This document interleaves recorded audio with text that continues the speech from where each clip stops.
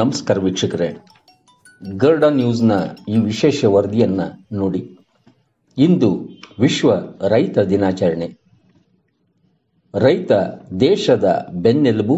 ಹಾಗೆ ರೈತ ಸುಖವಾಗಿದ್ದರೆ ಎಲ್ಲರ ಉದರ ಪೂಜೆ ಅಂತ ಹೇಳ್ಬೋದು.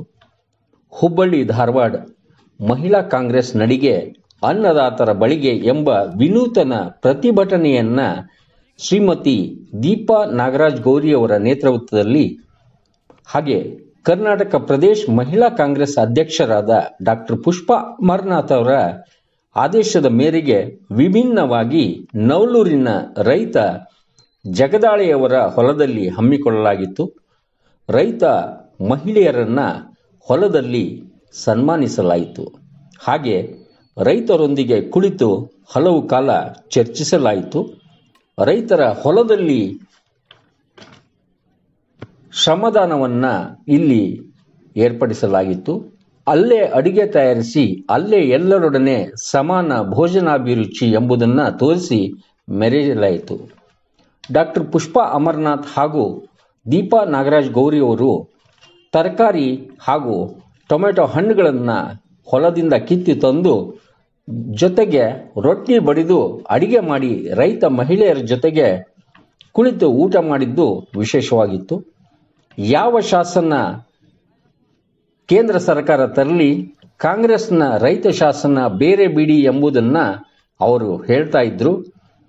ರೈತರನ್ನ ನಾವು ಸಾಯಿಸಲ್ಲ, ರೈತರನ್ನ ನಾವು ಬದುಕಿಸುತ್ತೇವೆ. ಹಾಗೆ ಅವರ ಕಣ್ಣನ್ನ ನಾವು ನಮ್ಮ ಕಣ್ಣಿನಂತೆ ನೋಡ್ತೇವೆ, ಕಣ್ಣೀರನ್ನು ನಾವು ಒರೆಸ್ತೇವೆ ಎಂದರು. ಇದರ ಒಂದು ಸಂಪೂರ್ಣ ವರದಿಯನ್ನ ಗರುಡ ನಾಳೆ ನಿಮ್ಮ ಮುಂದೆ ತರ್ತದೆ.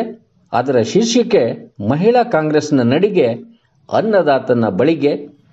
ಈ ಶೀರ್ಷಿಕೆಯನ್ನ ನಾಳೆ ನೀವು ನಮ್ಮ ಗರುಡ ಟಿವಿಯಲ್ಲಿ ನೋಡಬಹುದು. ಇಂದಿನ ಮಟ್ಟಿಗೆ ಈ ವರದಿ ಇದೆ, ನೋಡಿ. ತಾಯಿಯ ಚೊಚ್ಚಲ ಮಗನನ್ನು ಕಣ್ತೆರೆದೊಮ್ಮೆ ನೋಡಿದಿರೇನು? ಭೂಮಿ ತಾಯಿಯ ಚೊಚ್ಚಲ ಮಗನನ್ನು ಕಣ್ತೆರೆದೊಮ್ಮೆ ನೋಡಿದಿರೇನು? ನೋಡಿದಿರೇನು? ಕಣ್ತೆರೆದೊಮ್ಮೆ ನೋಡಿದಿರೇನು? ನೋಡಿದಿರೇನು? ಕಣ್ತೆರೆದೊಮ್ಮೆ ನೋಡಿದಿರೇನು?